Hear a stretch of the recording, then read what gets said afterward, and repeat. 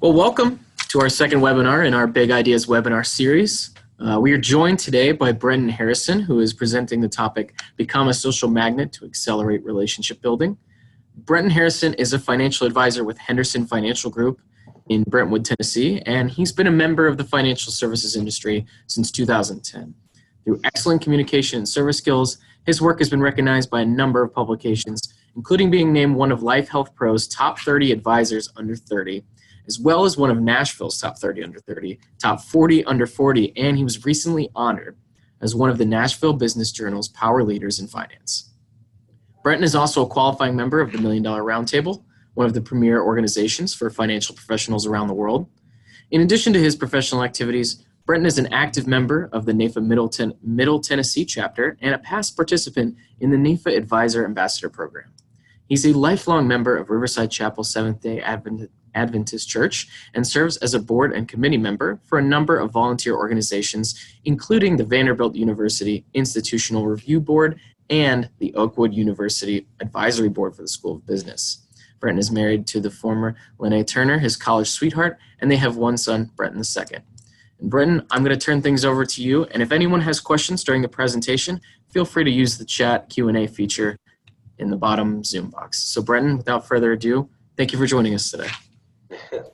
Thank you for having me. Thank you guys for tuning in. I definitely encourage you to ask questions if you have them, and I'll try to make sure that I leave some time at the end of the session to answer them if we have time.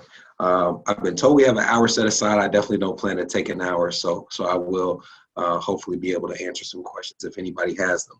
But the topic that I was asked to speak on was becoming a social media magnet to accelerate relationship building. And I think that's very kind of them to call me a social media magnet. I will more so say that I do plan to tell you some things that I chose to do, really not by choice, more so by necessity, to start to build a profile for myself online, to start to be more proactive in shaping the narrative that people have of who I am or what I do, or just introducing people who have never heard of me to what I do. And it really has made some pretty incredible changes in my career and in my life, and very fortunate to have done it. And hopefully some of the things I talk about today will be helpful to some of you as well. I always start off, if I can get this to, there we go. I always start off this presentation when people ask, how did you get into the business? What has helped shape your perspective, with the story of this house? So Zach has heard this story one time before, but this house is very important in explaining the type of family from which I come, the community that I grew up in, and also just the philosophy of my target market and my target customer. My target market is primarily African-American physicians and dentists under the age of 40 with over $300,000 in student loans. And that sounds hopefully like a really specific niche. It's intended to be, but it's because that was the household that I grew up in. I'm the son of a physician and a realtor. They were first generation high income earners. And when I was about 1 year old, they bought this house. This is in Madison, Tennessee, right outside of Nashville. I'm from Nashville. And they bought this house when I was 1 year old for about $80,000. And the idea when you buy a house is to pay down that house. You either sell that house or get the equity out of it after 10 or 15 or 20 years. And that's something that my parents thought they would be able to do with this house. But that's not how things played out for them. It's not how things typically play out for people in my community. See, in my culture, not just African-American culture, but the Seventh-day Adventist culture, my parents are islanders. My mother's family's from Belize, my father's family's from Jamaica. And in those cultures, you are taught to give of yourself and make sure that everybody is doing well, even if it means you're doing not as well as you could be doing. And you see that story play out in this house. They bought it for $80,000. 4 years later, we moved out of this house, but we didn't rent it out. Instead, we let my grandmother, who was having some health challenges, stay there. My parents paid all the expenses, paid for her care year round while she was receiving care. And when she passed, my father's brother moved into the house. He was also having some financial challenges, and they paid the rent, paid the expenses, paid the utilities on that house for a number of years. And when he passed, my cousin's wife, and their two children moved into this house while he was in medical school. And again, my parents paid all of the expenses toward this property until they finally got to the point where they had to sell it for a little over $100,000, which they bought for 80. They did not get to experience that $20,000 of equity. It went to just cover the things that they had paid in years past. So they didn't get any of the benefits of having a home. And if you looked at the value of this home today, it's approximately about $325,000. So you're looking at something that could have been a wealth creator for them, a generational wealth creator for them in terms of economies of scale that they didn't benefit from because of the things that they felt obligated to do in terms of their family and their community. As a matter of fact, you can see that play out in an even more extreme example with things that they're currently doing. Over the years, my parents have purchased 13 cars for family members, either in Nashville, in Belize, in Jamaica. These are not immediate family members. These are cousins. These are uncles. These are aunts. They spend $30,000 in tuition over the years on people outside of their home. And this $44,000 in other financial assistance is actually an annual number that they still contribute to this day for people in our community who have a need that they can't cover on their own. So they look to the people above them to help prepare and cover those costs. And that's something that prevents the people who look like they should be attaining wealth from actually getting to that point. And that is my average customer. As a matter of fact, if you look at my average prospect, they have a high income, but they have on average, negative $200,000 net worth. So I call myself a wealth manager, and my average consumer is $200,000 in the hole when they come to me, if you look at the averages. That presents a problem. If you're trying to build a wealth management platform and there's no wealth to manage, that actually presents a problem. But it's not about a problem, it's about the solution to the problem, and that will build towards where social media comes into the picture. But the first thing that I had to realize on my journey to social media relevance, hopefully I would consider myself relevant, is finding a platform that actually allows me to make money from these people. Not in the sense that I'm exploiting them, but in the sense that I want to make sure that I'm providing value to them and not listening to someone who says, well, if they don't have $100,000 or $200,000 to manage, why are you working with them? So I wanted to build a platform that helped me monetize every stage of their financial life and their path to wealth, so that as long as I could find a way to make sure I kept getting paid, I could afford to keep helping them with the things that no one else was willing to help them with. So that's what I set out to do. If you look at my sample sales cycle, when I talk about working with a physician or a dentist who is married and has over $300,000 in student loans, I'm not working with them when they're already in attending and already making $300,000 a year or $400,000 a year. I start working with them as soon as they leave medical school. As a matter of fact, this is a sample sales cycle for one of my target clients. I take them when they're 26 years old. They just graduated from med school. Most of them are single or at most newly married. They're making a residence income, about $50,000 a year, and their needs are very basic at this stage. They need disability insurance. If they're married, they need term life insurance. They might need to open a savings account. These are all the things that I help them put in place. And I primarily am helping them with learning how to pay off their student loans.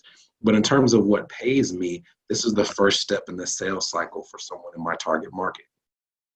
A few years later, they have finished residency or fellowship. Now they're 33 to 35 years old. They're entering full practice. They're married. They have 1 or 2 kids at this stage. And their salary is tripled, if not quadrupled. They're making $175,000 to $300,000 a year as an attending. And the solutions are not that complex. They're just a greater need. They need more disability insurance. They need more life insurance. Now they actually can start investing, but not investing in the sense of I'm charging them 1% to manage their assets. I mean investing in the sense that I'm teaching them what a mutual fund is and getting them started with some index funds that don't pay me, but they add value to this person's financial future. This is phase 2. Phase 3, now they're 40, their first kid is off to school, so they have lower daycare expenses, they found a better job, they become a partner in their practice, or maybe they become the head of a department. Now they're making $250,000 to $400,000 a year. They need even more disability insurance. Now they do have assets that need managing, and they're starting to think about college planning. Now, it is very important that as I understand my clients, I'm able to communicate to them that these are not the type of people who can pay for college with a 529. So our solutions, when it comes to how we deal with them, are going to be different than you see with somebody who starts making money when they're 22 years old. These are people that we're trying to build them to the point where they can cash flow college, because paying for it out of an investment account, while also being 6 to 8 years late to when they started saving, while also having family needs that have to be provided for, while also saving for retirement, is not something that allows them to do everything. We have to start to prioritize goals at this phase of their process. The next phase is 55 to 60. They're still not in a position to retire, but they have accumulated enough assets to start to do some income planning. Maybe their children are finishing college. They need an income strategy. Their income is leveled out at this stage, but their needs have shifted. Now they need long-term care planning, income planning for retirement. We start to have conversations about when is an appropriate time to take Social Security. It is literally taking them from the time that they finish all the way through to the time that they retire. And what this allows me to do is track the phases in their process. So what I do is I have, we're talking about social media, but I actually still do this on pen and paper. I track every single piece of business that I write every single year. So I came in the business in 2010. Since 2012, I can look every single month of every year and see every piece of business that I've written. And what I do is I go through that process and I take the current stage that that client is in, and then I put a calendar reminder for when the next phase should start. So if I have a person who just graduated from medical school and they're going on a 3-year residency, I write down the disability insurance that we've done. And then 3 years later, I put a calendar reminder. Yes, I have calendar reminders 6 years down the line in my calendar, so that when the month comes that they're due to graduate from residency, I get an alert that it's time to reach out to them for the next phase in the process. So even though it's not as much upfront money, what it allows me to do is project my income so that I know that it is worth holding that client's hand through the process, because financially, if I keep adding value, I'll keep getting paid. As a matter of fact, if you look at the average client who goes through those cycles, you can see that that client that I start with at 25, 26 years old, when they essentially have nothing, results in approximately $30,000 over the course of that relationship. Now, that may not seem like a tremendous amount of money when you're talking about over 30, 40 years, but when you think about the fact that there's not as many people who are reaching out to them at that phase, like last year of medical school, I can work with very large numbers of them because their needs are so simple. And I may be working with 10 or 11 clients from one school each year that represent $30,000 in future revenue to my practice. So it was something that worked out really well for a few years. What was happening was I was working with them, and initially I talked about bringing student loans into the picture, but initially that wasn't what I was doing. Initially, I was really only focusing on the things that paid me. You need to do disability insurance. They would ask me about student loans. That's not my area. You need to do life insurance. They would ask me about credit repair. Oh, that's not my area. I don't get paid to do that. And what happened was it all fell apart literally in 1 week. So a few years ago, I actually went to MDRT in New Orleans. Went to the MDRT meeting, came back. I was only gone for 3 days. When I came back to the office, it was as if all of my clients had played some giant prank on me. I came back, and in my chair, I had notice after notice after notice of people who couldn't afford their life insurance and had let it lapse, people who couldn't afford their disability insurance and let it lapse, people I'd set up brokerage accounts for, and that money was overdrawn. Now, it seems like it was a prank, but in actuality, what was happening was a lot of people in my process, June is a really tough month for them, because if you're leaving medical school or residency and going to your next job, it happens in June and July. And you often don't get paid again until late August, early September. So in actuality, what I was looking at was I was working with clients on the things that paid me, but I wasn't helping them with the things that were actually going to allow them to be able to afford and manage the solutions that I was recommending to them. I had a problem. I had to help them with those things first in order to make them clients who could actually follow the things that I thought would be useful to them.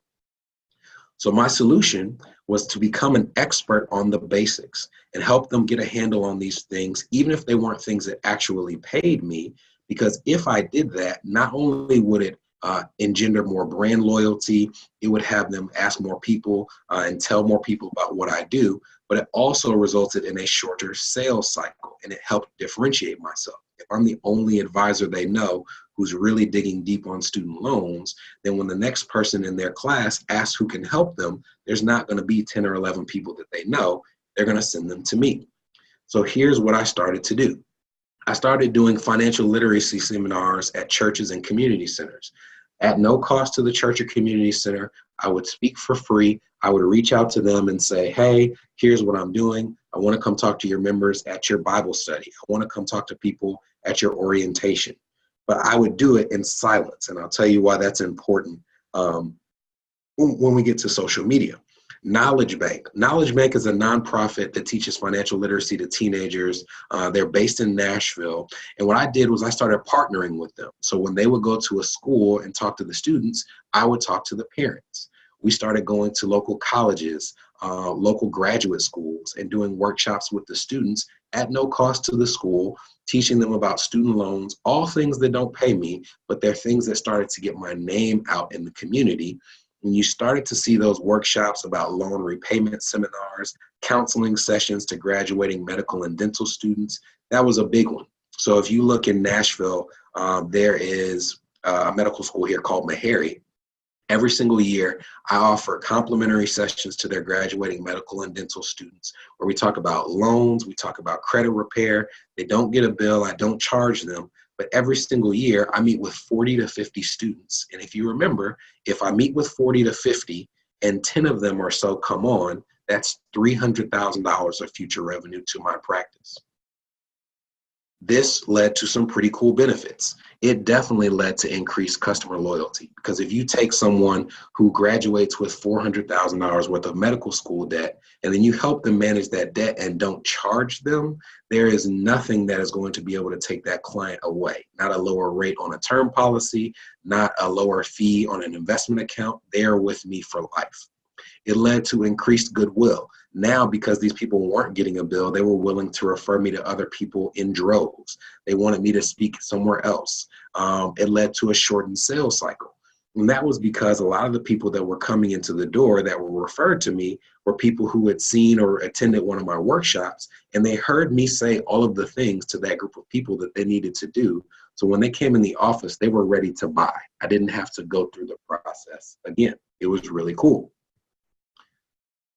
But then another problem surfaced. I promise we're getting closer to social media. And this is really when the light bulb went off in my head that I had to make some changes and not operate in silence, like I said before.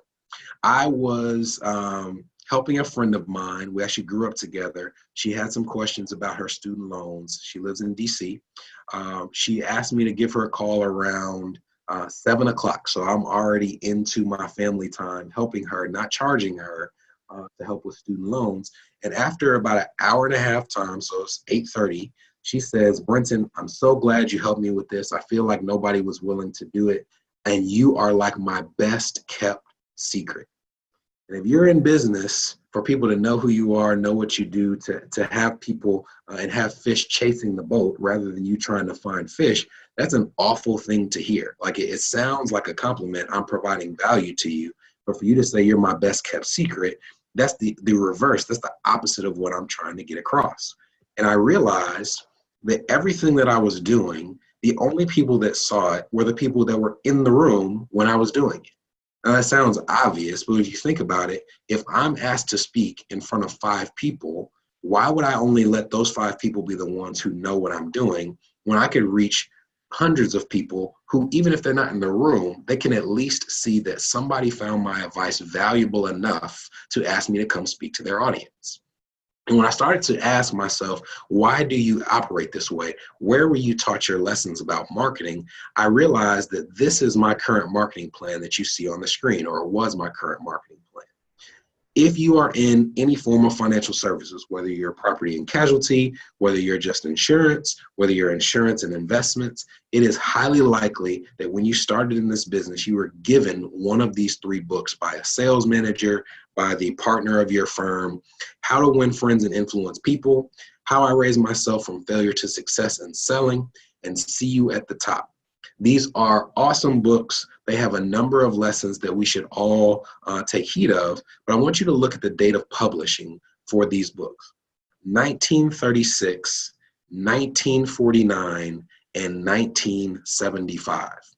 So if I'm reaching out to someone using marketing techniques that were literally published almost 100 years ago, do you think that that person would come to 2019 and say, hey, that's great that you're using my techniques, or hey, you should use some of my techniques, but you should use some of the modern technology that's at your disposal to help modernize those techniques as well?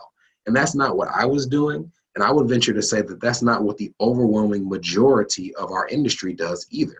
Most of us, we work with the people who are in the room because we feel like we can't get social media compliant, or we feel like we're going to get dinged if we do something, if we publish it online. We just hope that by the person that was in the room seeing our value, that they'll tell somebody else, and then that one person will tell one person. And that's just not how social media works, and that's not how the world works anymore. So I needed to update my marketing plan. So I started looking for some new resources. I found these two books. Now these are two of the more well-known books, but there's hundreds of them out there about the modern way of helping people, not just on social media, but in terms of just the social media generation and how they respond to marketing. The first one was a book called Utility by Jay Baer. Utility is the concept that the more useful you are, the more free advice that you give out into the world, it engenders so much goodwill that it actually brings people back to your paid services. So by me giving you something of value, even though it sounds counterintuitive, it actually makes you more likely to become a friend, a follower, a devotee of my business. And you are more likely to then purchase my paid services because of the free things that I gave you at the beginning. Now, these are things that I was doing offline, but the important thing was for people to see me doing it online. Jab, jab, jab, right hook is another one. If you haven't heard of Gary Vaynerchuk, he is probably the preeminent mind in social media marketing, at least in this generation. And this was one of his original books that increased his appeal, increased his acclaim. The jabs that you see in the title are the free content. That is you giving useful free content to the people in your target market. And the right hook is what you're using to pivot them back to your paid services. You can see the subtitle, How to Tell Your Story in a Noisy Social World. And he updates this every few years because every few years, a new type of technology comes out and we need to update what we're doing. So you go from something that was published in 1936 that we haven't adjusted to something that was published in maybe 2012 that's adjusted every 2 or 3 years because that's the pace at which technology is changing. So I started to look at who was actually doing this. If I'm so far behind, who is actually doing this in this marketplace? I found a conference. I actually attended for the first time, and one day in, I said, I will never miss this conference again. And it was called FinCon, just stands for Financial Conference. And FinCon is a conference that's held every year, and it's held by people who are in large parts members of what's called the FIRE community. FIRE stands for Financial Independence, Retire Early. It is a wave of financial influencers, of financial coaches, of budget coaches, many of them not advisors, many of them not licensed. They are just people who have built a community through social media, through blogging, through Instagram, through Facebook. And these are the people that our clients and the people that we want to be clients are actually following. So it was not only important that I went to this conference to see what they were learning, but also to see how they built their client base. If you look at some of the principles that they're preaching, They believe in financial flexibility over conventional retirement, meaning that rather than stopping working, they would rather retire at 40 and have a side gig that they do 10 hours a week. Like, they're not convinced that they should follow the conventional retirement. They're looking for just more flexibility in how they live their lives. They believe in passive income over active income. So many of them are into rental real estate or blogging or doing guest posts, but they're looking for things that are going to bring them money and residual income over them trying to find the highest salary. They believe in minimalism and extreme cost cutting. They are a very transparent community. If you look at a lot of FIRE social media influencers, it is not weird for them to post their exact income, their exact expenses, so that their followers can see that they are actually following the tools that they're giving to their client base. And these are things that are just, we're not used to doing. We're looking for the client who has the most money to invest, who we want to know how we can tell them to retire at 60 and never have to go back to work again. And that's not how my target market was trying to build their life into the future. If you look at their investment philosophy, they don't believe in permanent life insurance. They believe in index funds or robo-advisors only. They'll do an ETF, but they're not charging or paying a manager, I should say, to manage their investments. No commissionable products, flat fees to advisors or do-it-yourself planning, and automation. Now, this is something that if you take it the wrong way, it looks like a threat to traditional advice. It looks like a threat to financial advisors. It looks like a threat to insurance advisors. It looks like a threat to property and casualty agents. But I think that there are extreme and large number of lessons that we can learn from them, that we can adapt to the current environment while also building a profile for ourselves. If you look at some of these influencers, I have a suit and tie on right now. If you look at my website, it's a staunch website. It looks like, a private school website. But look at the names of some of these influencers. Mr. Money Mustache, Stacking Benjamins, The Penny Hoarder, Budgets Are Sexy, Popcorn Finance, The Budget Nista, The Happy Investor. We're going to come back to The Happy Investor in a little bit. And My Wife Quit Her Job. These are some of the names of the businesses that are attracting millions of followers. And we're trying to get people to refer one person into our business so that they can come and take on a product or service that we offer. Clearly, they're doing something that we need to adapt to, because it doesn't have to be this hard to have people coming in your boat to ask for your advice. So I built my own social media team. I didn't know what I was doing, but I figured I would add some people who did. Pax is literally the son of the minister at my church. He's 15 years old. He wanted to get into videography, so I started giving him some projects. I let him edit them. I pay him $50 a video to edit them. And it's really an opportunity for him to get better, but it also is just a low-cost way for me to get content. Montez is a local college student. He actually just graduated. When we started this, he was just starting college. But Montez is a videographer and a photographer. So now, whenever I'm speaking in public, Montez comes with me. I pay him maybe $100 every now and then, but he also is trying to get his film reel, his photography footage at a higher level for his portfolio. So most of the time, if we go somewhere and I buy him lunch, this is not a high expense that I'm paying. And this is my wife, Lene. She fortunately works for free, but she is a social media marketer and she's in public relations as well. So she just is a person that I can bounce ideas off of, so that she can tell me some things that I'm not in that industry every day. So she has her eye on the trends that I'm just not aware of. This is a small trailer that gives you an example of some of the things that I do. And after we watch this trailer, I'll tell you how I use one script to make sure that I'm relevant and active on multiple networks, and how I also make sure that that script is compliant. Here we go. Let's see. Having a little trouble with my play button. Give me 1 second.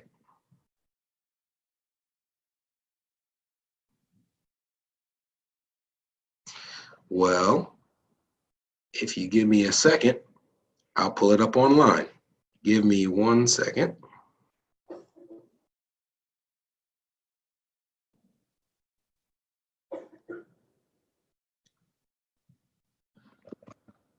My apologies to you all.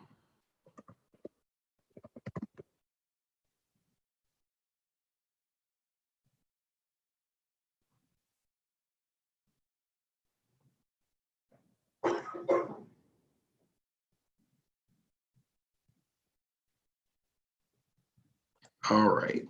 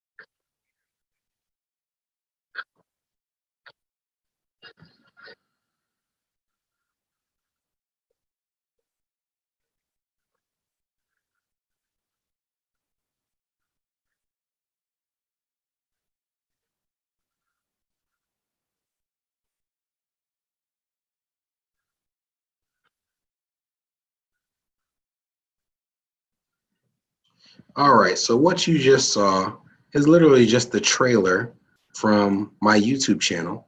Um, and that is something, oh, now it works. Unsend. My apologies for the technology. So you can see that this still doesn't work out for me every time. There we go. All right. So that is something. I have a YouTube channel, I have a Facebook channel, I have a blog, and what I do is I take the script that I use for each video, I submit it to our compliance department. Everything that I submit has to be compliant approved. So the first place I put it is I publish it as a blog post on my website, brentonharrison.com.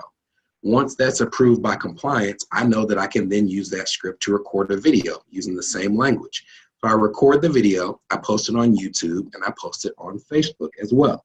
So everybody doesn't digest their news, their social media the same way. So you have some people who prefer to read, but if you see how do 401k loans work on my blog, if you're someone on YouTube, you're going to see that same video, but you're not going to all three places. So it allows me to take one piece of content and post it in multiple areas.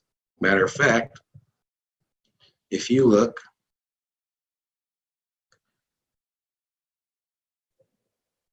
all right, if you look at my Facebook page, you will see that I take the same thing. Not only do I post the videos, which you can see on my screen, but I also just post funny pictures, things to get people through the week. I also post the pictures that Montez takes of me speaking at other places. So I'll say, hey guys, I'm headed to speak at the NAFA webinar. And it's not about whether that person's going to join. It's about them seeing that there are people out there who believe that my advice is valuable. I want top of mind preference. I want somebody who, when they think of a financial advisor, they think of me, because whether they're going to my page directly or not, they seem to be always seeing me.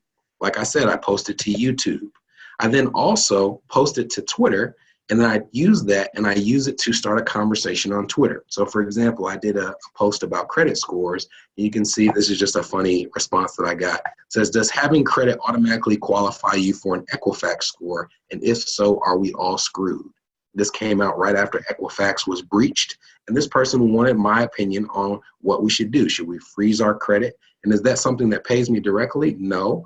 But when this person had a question about advice, they thought to respond to my video. And when they do need things that pay me, they're going to think of me. Some of the things, they don't cost any money at all. They're literally just about you taking the time to put some value into your online presence.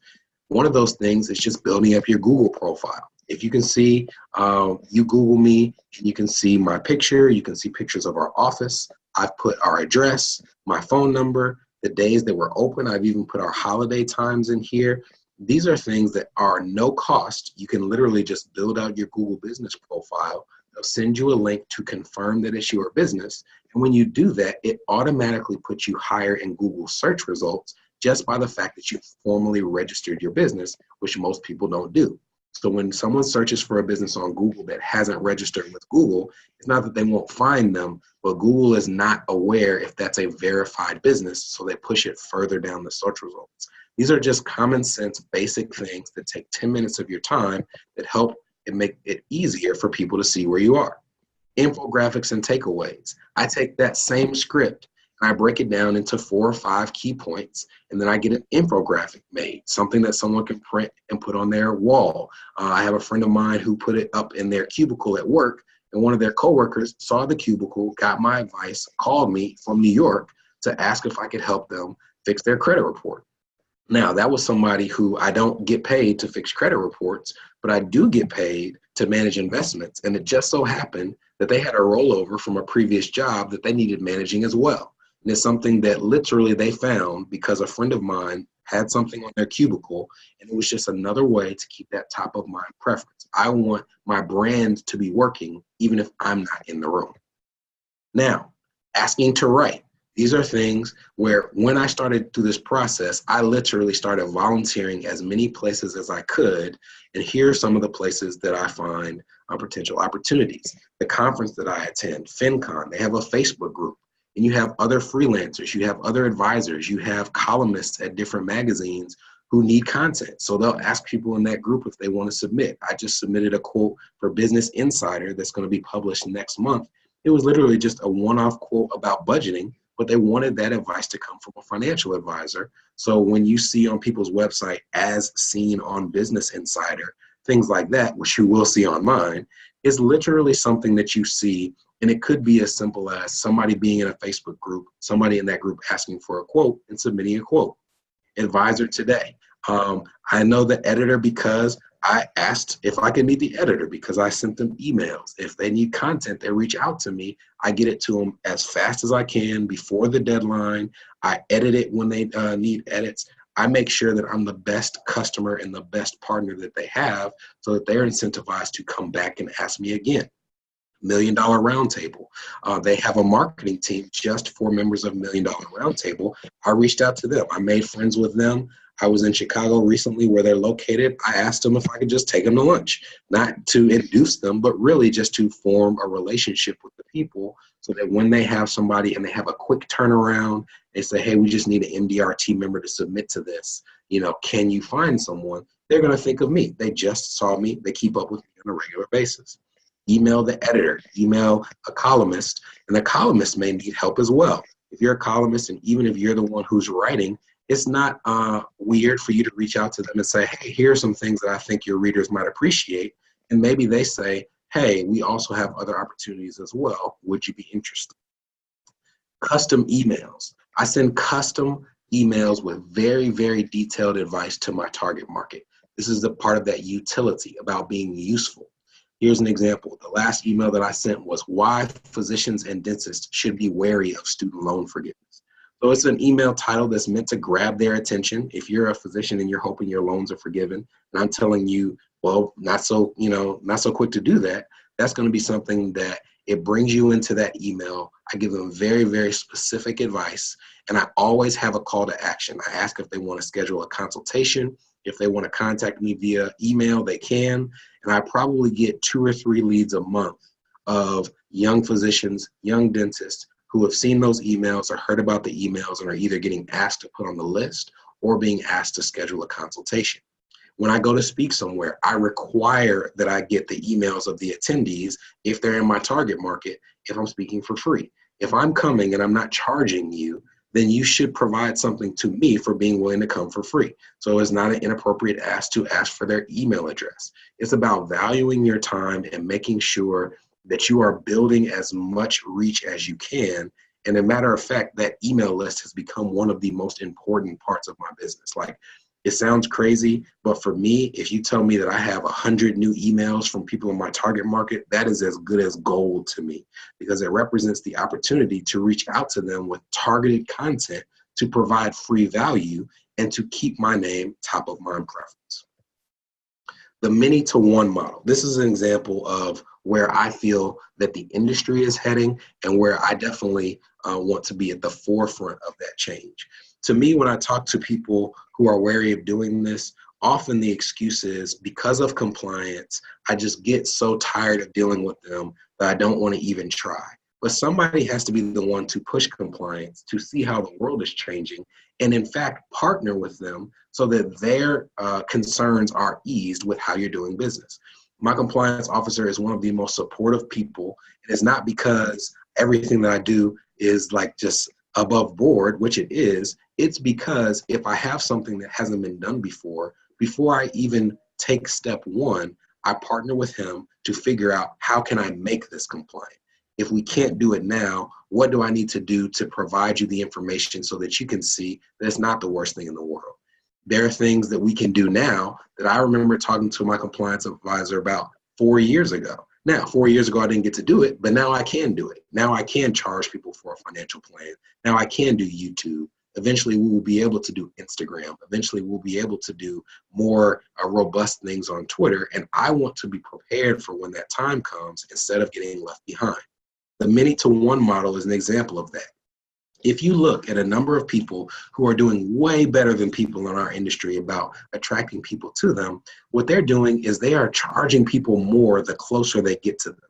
And that's the opposite way of how we've thought about it before. We want to get people into us, but they're making sure that they retain some level of exclusivity. They want people to know, hey, I'm willing to give you free resources, but the closer you get to me, the more you pay for my expertise.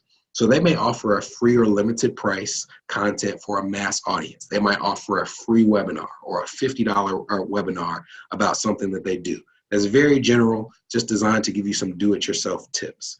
Then they might offer an increased price and exposure for a small cohort of students. And it's important because that becomes like a classroom. So they may say, it's $50 for this webinar, but if you want to be a part of a group where I'm teaching specifically to your group of 5 or 10 people, then that may be $1,000. And that may mean that instead of you having to be on a webinar with 100 other people, now you have 5 to 10 people, and not only are you getting access to me, but you also have access to the other people in that cohort. So you can meet with people who are in a similar field of study or are having similar problems that you're having as well. And they offer the highest price for one-on-one coaching. So you may get access to all those other things, but if you want to meet with that person individually, you're paying much more to do it. Here's some examples that you might see. Invest Gary. Invest Gary is a woman, her name is Nico Cherie. She lives in Atlanta, but all she does is she goes to housing auctions, she buys tax liens, and then she rebuilds those properties and rents them out. She's become so good at it that she started offering an online class called Invest Gary. Gary, Indiana is where she focuses most of her investments. The course is $1,000. And at any given time, she'll have 25 to 30 people in that class, in addition to all the other things that she does from a business perspective. So she's getting $25,000 to $30,000 of people who are not getting like just some secret that she wasn't willing to give them. She's making sure they understand that I have something of value and I'm making you come to me rather than me coming to you. The Happy Investor, I talked about, we're going to come back to her. Happy Investor is a woman named Angela Matthews in Dallas. She works 45 days on, and then she takes 45 days off. And she works 45 days on. She takes 45 days off. She offers classes on how to invest in stocks and bonds. She has no licenses. But if you look, she's one of the FIRE members who is radically transparent about her income. On average, she makes $3,000 a day on the 45 days that she's working. So 45 days, she's making $3,000 a day. And then she goes on vacation with her family for another 45 days. She's making that much without a license because she's built a business that's attractive and it has people coming to her. And it's not about licenses. It's not about certifications. It's just about you building a profile that draw people into what you're doing.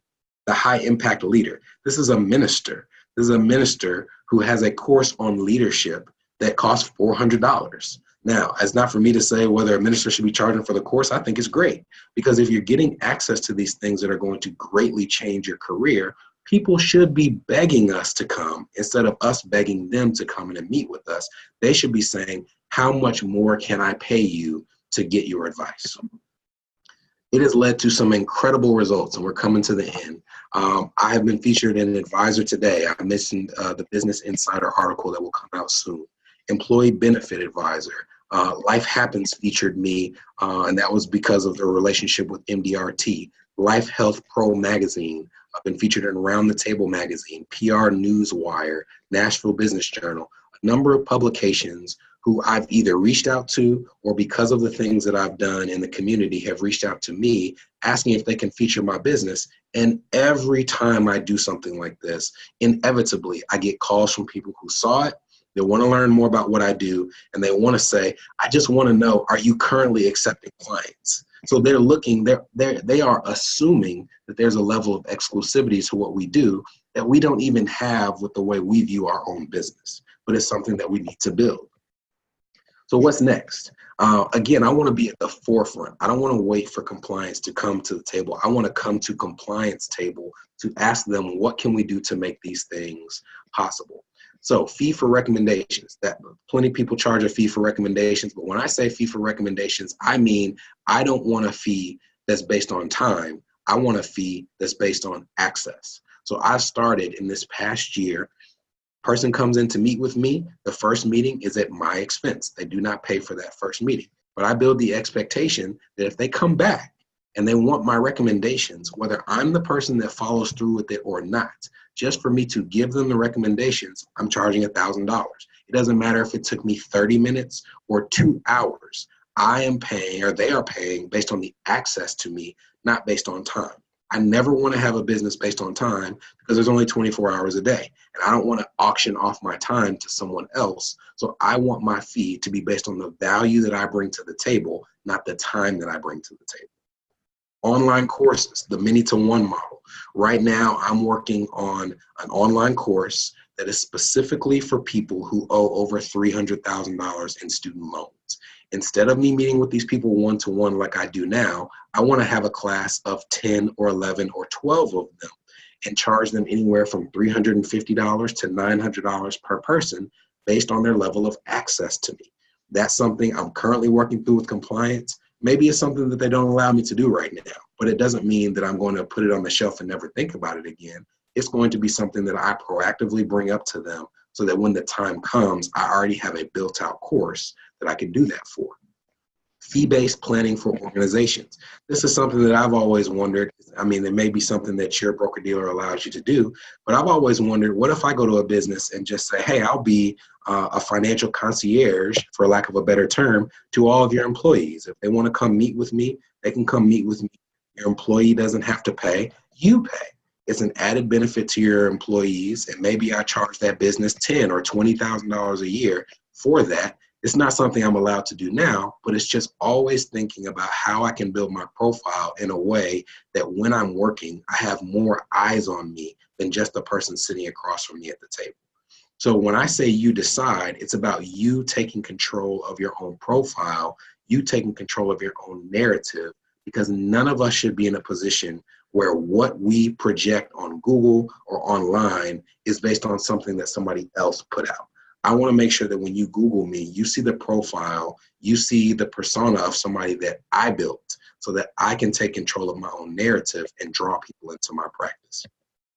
So I hope that you guys took some of these lessons and maybe one or two of them was valuable to you. I do believe in the concept tinker until it works, because all of these things may not be the things that I'm doing 5 years from now. You see Twitter, I put that on there. To be transparent, I don't use Twitter as much now as I did when I started. I may cancel my page or press pause on it for a while, but I do want you guys to be aware that it is up to us to be at the forefront of these changes rather than just sitting back on our laurels and saying, oh, financial advising has always been, or insurance advising has always been in the dark when it comes to technology or social media, and that's just how it is. You can take control of your career. You can flip the narrative, even if you're in a tough situation like I was early in your career, and have a business that's really valuable. And I thank you guys for your time. Thanks so much, Brenton. Appreciate your time. Yeah, absolutely. And at this time, if anybody has any questions for Brenton or just any comments, concerns. And if not, you can always feel free to reach out to us at National, or feel free to reach out to Brenton using one of his contact info here. Yeah, absolutely.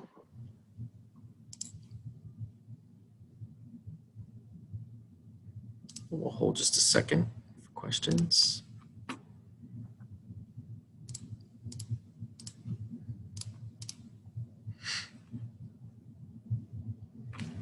But if that's all for today, then I'd like to thank everyone for joining us. And again, I'd like to thank you, Brenton, for your time. And So actually, yeah.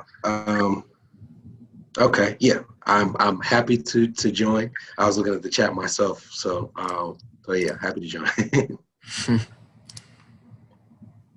all right.